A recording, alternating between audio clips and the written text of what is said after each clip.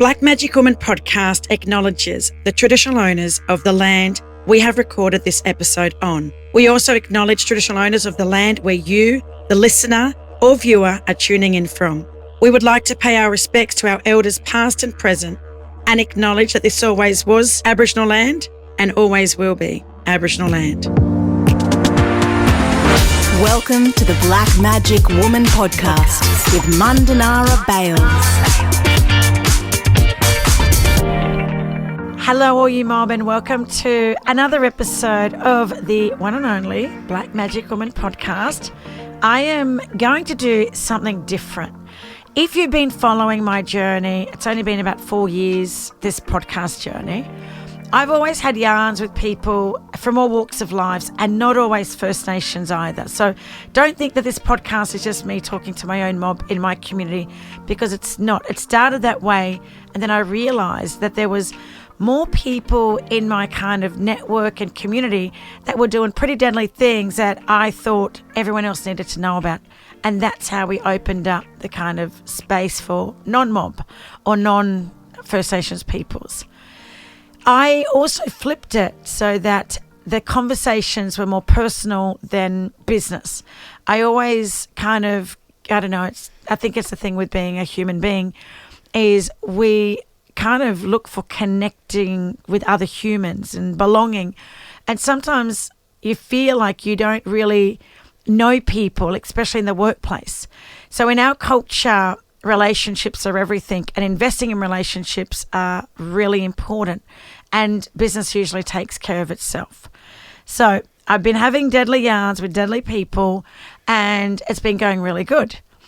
Today's going to be, again, something that we haven't done before. I'm going to hand over now, and I'm going to become the guest on this episode. So I've got a sister, Kate Russell, who's going to jump behind the microphone and basically have a yarn with me. We did talk about this, and this is why we're here today. We talked about it on a Teams meeting, and it was like, why don't you talk to me about my journey? Because most of the time I'm yarning with people about their journey, and I might add some of my experiences in that I feel, I need to share in that moment. But me just yarning about some of the things that I've done or achieved, or my business journey, whatever it is, podcast journey, there's not actually a yarn out there. So Kate has agreed, no pressure, agreed to, interview me, ask me some questions. But it is something different, but I'm really excited and I can't wait for you to hear this. So let's get into it. I mean, you're being very brave, and I think this whole process probably speaks to my need to be in control more than anything else. So now you mentioned about opening up, Mandanara. You have accomplished so much, both personally and professionally, and consistently you always seem to have such good energy and passion. Is it easy to put yourself out there and open up so consistently? At the start of my business journey, my Aunt Lila and my Aunt Mary and Uncle Charlie said to me that we're going to ask our participants to share their stories. And I was like, oh, how are they going to do that? Oh, we're going to give them questions and ask them who they are, where they come from, who are their ancestors, if they know. Do they know the traditional owners? Do they have children? And my kind of, went into government when I was 17, done a lot in not-for-profit, non-government, child support agency. I have never actually been in a professional setting where people talk openly about themselves. So when Aunt Lila said at the BlackCard training, we're going to get people to come and share their stories for the first hour and a half, and I'm like, people are coming to the workshop to hear from us, not from the other participants. So I'll be honest with you. Only since doing BlackCard, I was a participant for a long time, and then I became a facilitator, and obviously now I'm the CEO.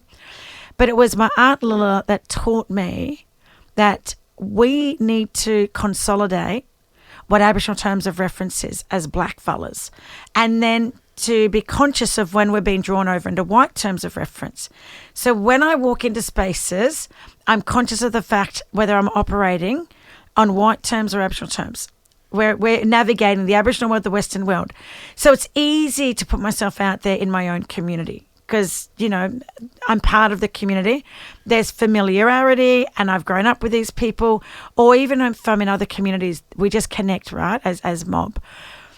Well, with non-Aboriginal people that don't know me, it's not that easy, all right? It looks easy now, but it took me a long time to feel confident and comfortable in my own skin and to be proud of my identity. It took me a long time. So now I can do it quite easily, but I've had a lot of practice and a lot of guidance from my deadly elders. I mean, that does surprise me a little bit because I know a little bit about your story because you've shared it with me, and also because you are somewhat prolific in the Black business space and you come across as so proud, as so confident and so comfortable, and you share so freely, and coming from this big, beautiful, Black, well-known family, I think it's going to make a lot of people out there feel better about the doubts that they have or about the challenges that they have. Because if Mundanara Bales hasn't always been this confident, well, there's hope for the rest of us yet. But you spoke about BlackCard, and it's been so successful. Media is an incredibly competitive field, and there's so much to choose from. So why choose to focus in on media? And you were sharing before that, you know, you didn't even like podcasts originally. You hated the sound of your own voice. So what was the transition to diversify and create Black Magic Woman? Well, my grandmother started or founded Koori Radio back in the 70s in Redfern. Her name was Maureen Watson, and she was just amazing. You know, she just kind of, she got us as little as kids. She got us to dream big and to think big, and nothing was ever unachievable. Like my gran she was, you know, made us believe in ourselves. And that was my early foundations as a young Koori girl growing up in Redfern. I had a staunch grandmother and mum and dad, but my gran was pretty deadly, right? Media and radio, that my dad went into radio. My grandmother's brother, the late Uncle Ross Watson, started Murray Country AAA in Brisbane. It's a big shout out to the mob there in the West End. So I've been brought up in media. I've been in radio stations all of my life, right? Did I ever think that I could switch into media and do business or do consulting and run two businesses? No, but that's what COVID did. COVID had a lot of people that were in business. It had a lot of us stop and reflect. Some of us were able to pivot our business models, and some have never been able to bounce back. I was really lucky that I had media background. I used to be a radio trainer at AAA training, and I studied Cert 3 and 4 in media. So I had a skill set that I fell back on during a time where my business made no money.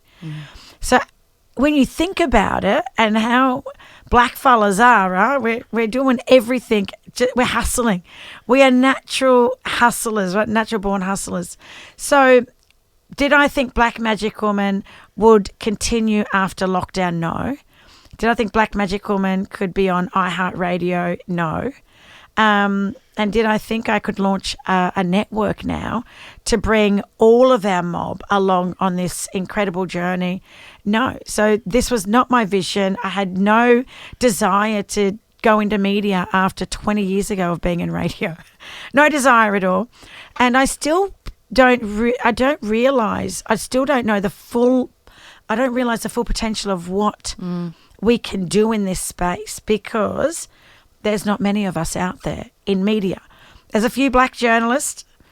There's a few Black fellas that are podcasting. Like we're a minority within a minority in the media landscape in Australia. It's pretty white. So I'm quite proud that Black fellas for the first time can see what's possible to actually participate in mainstream media. That's what I'm really proud of. I'm really proud that Black Magic Woman has been able to kind of carve a path for us to go, hey, community radio, awesome. I've grown up in community radio, but how can we mix it with the rest?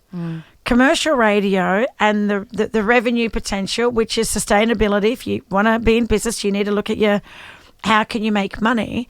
It's not going to be a business where you can, a podcast, you can't quit your job tomorrow. There's not a lot of money to be made unless you've got 3 million downloads a month. So, yeah, I think there's a lot of growth that needs to happen for this media network to be financially viable. So my BlackCard business supports the growth of this side hustle.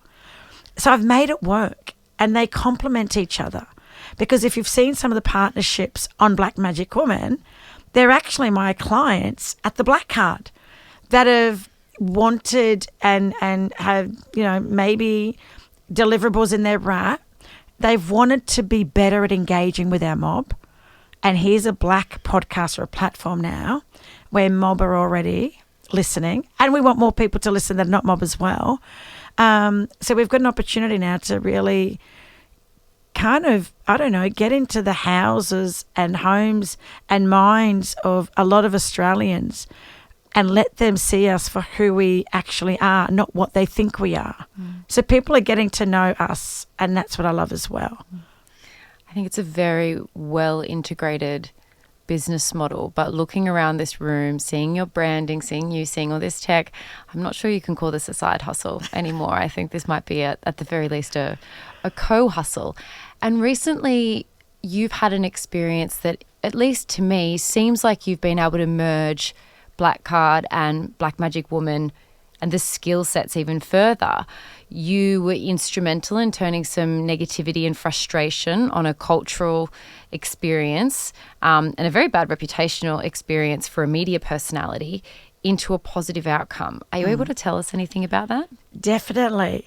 I've got to just give a little bit of a shout out because there were a few other people in the background making some noise and, have every right to call people out and hold people or organisations accountable. And that's what we do as Blackfellas, and we hold each other accountable as well. So Sharon Davis, Anita Heiss, Nerelda Jacobs, my sister Sue-Ann Hunter. There was all these people online that I was watching while I was in New Zealand on holiday in the beautiful land of the long white cloud, Aotearoa. When I flew back in the country, I got a phone call from one of my clients. How's that? So I deliver training to a lot of big PR and creative agencies in Australia and globally. And one of those agencies look after Jamie Oliver. And he rang me and he's like, Mandanara, how was your holidays? I'm like, I got back last night. And he's like, all right, look, I'm just going to tell you I need your support. You might not be able to help me, but you might be able to point me in the right direction. And basically it was, Jamie has done a children's book and it has some negative and not even true stereotypes of First Nations people in his children's book. I said, okay, well, I haven't read the book, but I definitely know who Jamie Oliver is. So that day, I'm not joking, that day, we had locked in a 2-hour BlackCard session for Jamie Oliver and his team the very next morning. So 8 a.m. the next morning, I don't know much about what's going on except for what's on LinkedIn and social media. So I get on the call and there I am. Hi, Jamie. And my husband comes over and my kids. And it was pretty surreal. Done this 2-hour session and then I had an invitation to come to Sydney to go to an awards. It was the following day. So I flew in a couple of hours later, went and had dinner and a few drinks with Jamie and his team. And I really got to know Jamie in like 4 hours. It was only 4 hours that I spent with him and his team and 2 hours online. And in that moment, I realised that our culture and our approach, which is relational, he just needed to do the training maybe 6 months before. So how could we get Jamie Oliver to come and yarn with Nerelda and do a sit-down interview where he could actually, in his own words, tell the world what went wrong and what happened, because the media release and pulling the books from 86 countries around the world didn't really give the mob what they wanted. They wanted him to be more accountable and they wanted to hear from him whilst he was in our country. So that was what was important. So doing some PR work, but really importantly, it was me building a relationship. and me being guided by Aboriginal terms and using our approaches, that Jamie and his team then felt comfortable to do an interview with Narelda, an exclusive on Channel 10. And I loved Narelda's approach because she's an Aboriginal woman. Our culture is not about humiliating people and making people feel no good. Everybody at some stage is going to, do the wrong thing, make the wrong decisions, piss people off. But we can always go back and kind of, learn from some of those mistakes. So I was really pleased to see this all fold out. First, I was like, I don't know if I could put BlackCard's name. I don't want to tell anyone. Are my sisters that are out there calling him out publicly, are they now going to think any less of me? I went through a lot of thinking and reflecting and yarns with my Aunt Lilla on whether or not we want to talk about this publicly, because not every client that you work with is out there on LinkedIn. Oh, we're now working with this. We don't really tell everyone what we do. So that experience, and for people all around the world to hear first about Jamie's, views and background of that book, but they actually got to see a deadly Aboriginal woman, a journalist, handle that interview with so much respect and care. And it was so genuine that, and I told Narelda this, my respect for her was, a lot of us are inspired by people like Narelda that's out there 30 years in journalism and stuff, right? Pretty deadly. I don't think I could do that. But how we handled that situation as a collective, our old people would be really happy with us. But we've got to show the rest of the world that there's another way to deal with conflict. There's another way. You don't have to make somebody just keep on bashing them over the head for doing the wrong thing. So we've got another ally. We've got somebody who shone a light on First Nations people and history. Someone with a big following like him put a spotlight on this country, and we're going to take advantage of that. Well said. And I completely agree with your approach. I think if we can treat each other with kindness and respect and understanding and seek to understand, how did this happen? Where is he coming from? Everyone is going to be much more receptive to the learnings that the oldest continuing culture has to share with them. And speaking of Narelda, she's a deadly woman, so much respect for her, and she does have so much to share. But so do you. You've been in business for a while now. So if I put back on my Supply Nation hat, what are some of the suggestions that you might have for how Indigenous-owned businesses can make the most of Supply Nation? And conversely, what can corporate government and other organisations do to support the sector?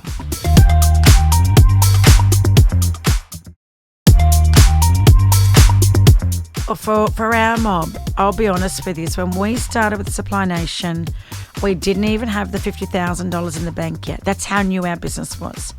And we had a MOU from QUT saying we've got $50,000 of work, the contract has been drawn up, but this is what BlackCard's going to do and this is what QUT is going to do.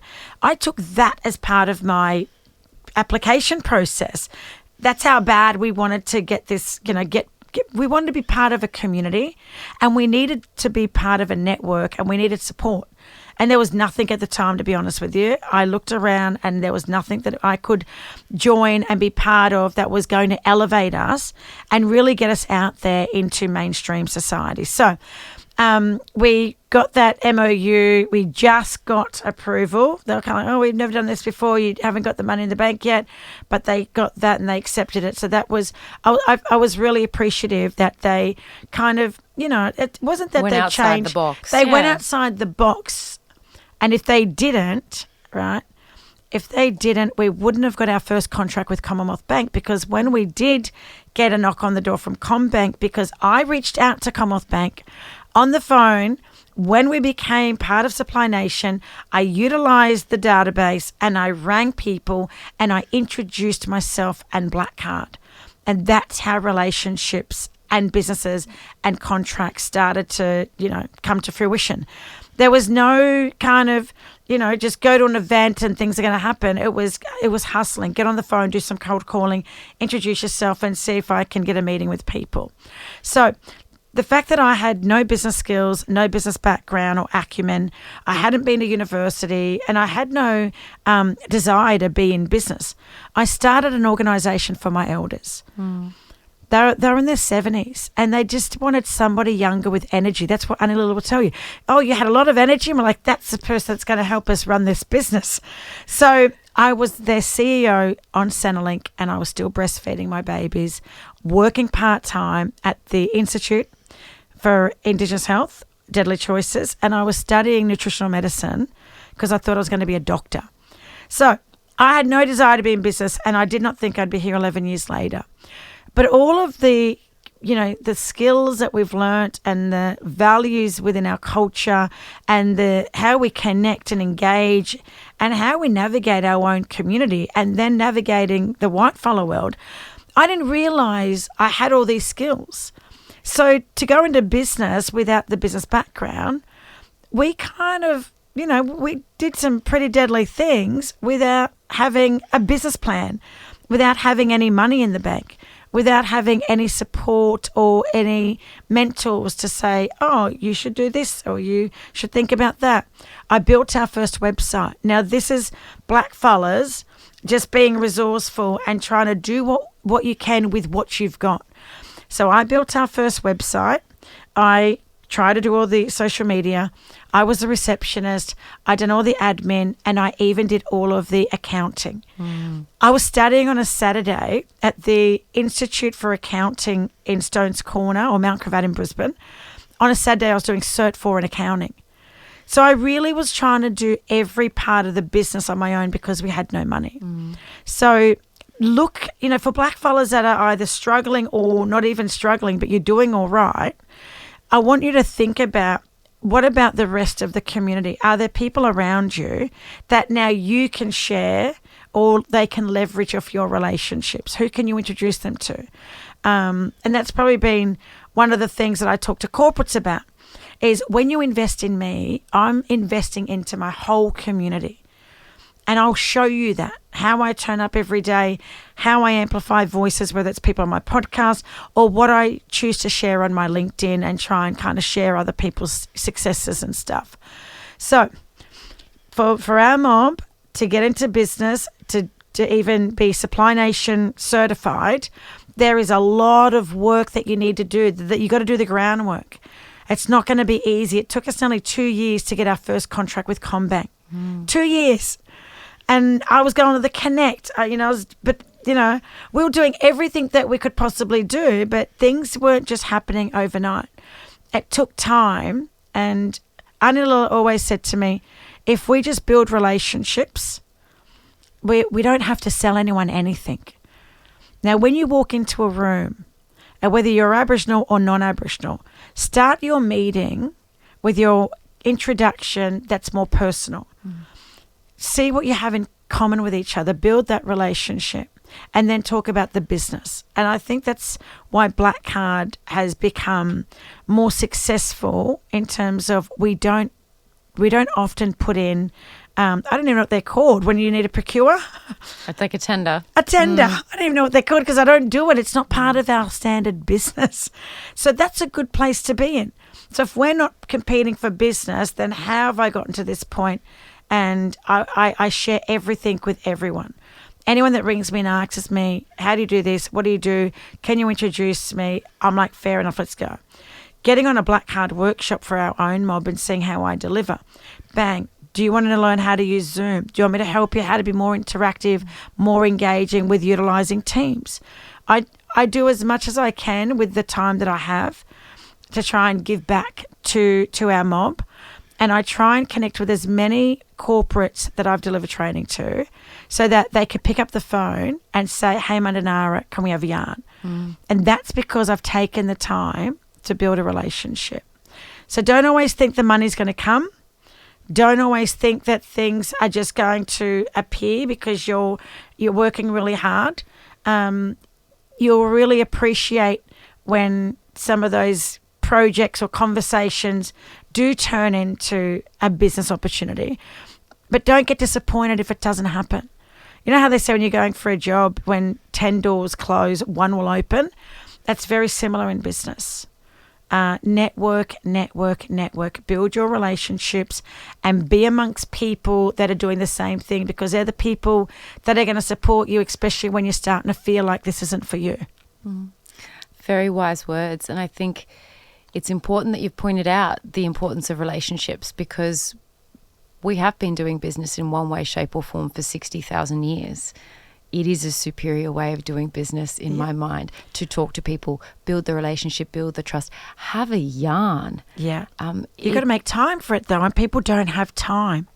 So don't feel, especially for our mob, don't feel like you can't stop a meeting and just say, in our culture, human relationships come first.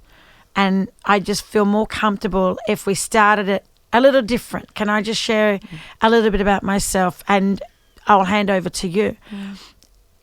Our culture, I think, is much more superior. Our knowledge, our governance system, I feel, is a lot more superior than Western governance and knowledge, because it's all about conflict and who's in power. We're blackfellas, a very different society, very different way of doing business.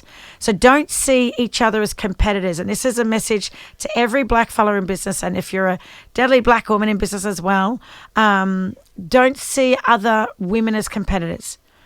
We need to work together, because it's part of our culture, how we collaborate and how we come together in terms of the collective.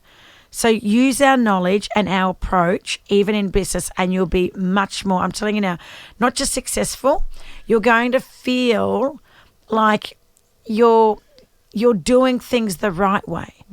When we follow our way and our culture and our values and our principles, you feel good about what you're doing and how you're doing things. When you try and navigate the white fellow world and you're operating on white terms, you start to feel a little bit either uncomfortable or not as confident. That's a reminder, right? Go back to our way and we get better outcomes. I feel like we've just had a little insight into some of the BlackCard training as well. It's literally, the BlackCard training is the elders, right? It's their university courses that they developed at the University of Queensland and taught over 3 entire semesters to undergrad and postgrad students. That knowledge forms the foundations of our training. So it's a university level education. It's strength-based. It talks about our knowledge that comes from this land, and that's what we should be operating from, especially as black fellas.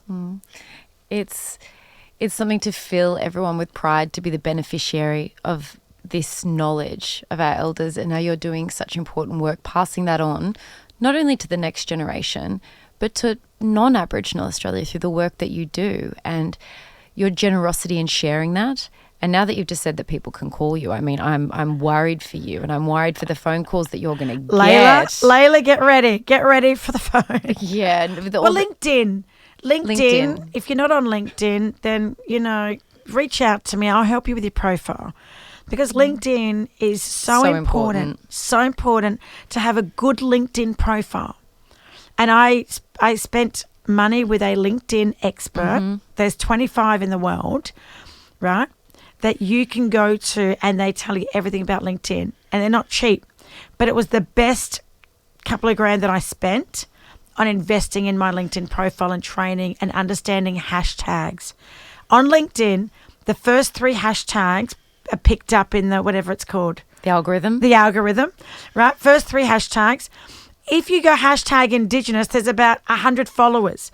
If you go hashtag education, there's 9 million followers. Hashtag leadership, 20 million followers. Hashtag business, hashtag women. Not hashtag Indigenous, hashtag truth-telling, hashtag culture. Forget those hashtags on LinkedIn. It's not going to get your post in people's feeds. So little things like that, I get quite passionate about LinkedIn. So hit me up, connect, and stay in touch.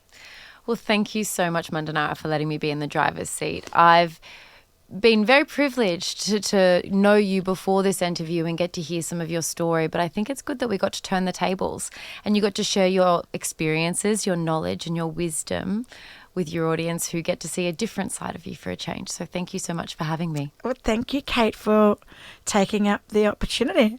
I didn't know how it was going to go, but Kate, have you done media before? Oh, bless. Have you? No. You seem like a natural, just jump straight in. Well, this is our way. We're young. That's I what we know. said beforehand. Like, this is going to be easy. We're Yes. comfortable with Don't each other. overthink it. Just because there's microphones and lights and, you Almost know. forgotten Clip was there. It's Yes, fine. you need a deadly producer as well. That's how the magic happens at Black Magic Woman. So thank you, Kate, for just being open to a different. It's not even an opportunity, just being open to coming and doing it differently. So thank you. Pleasure. Love it. If you'd like any more info on today's guest, please visit our show notes in the episode description. A big shout out to all you Deadly Mob and allies who continue to listen, watch and support our podcast. Your feedback means the world. You can rate and review the podcast on Apple and Spotify, or even head to our socials and YouTube channel and drop us a line. We'd love to hear from you. The Black Magic Woman podcast is produced by Clint Curtis.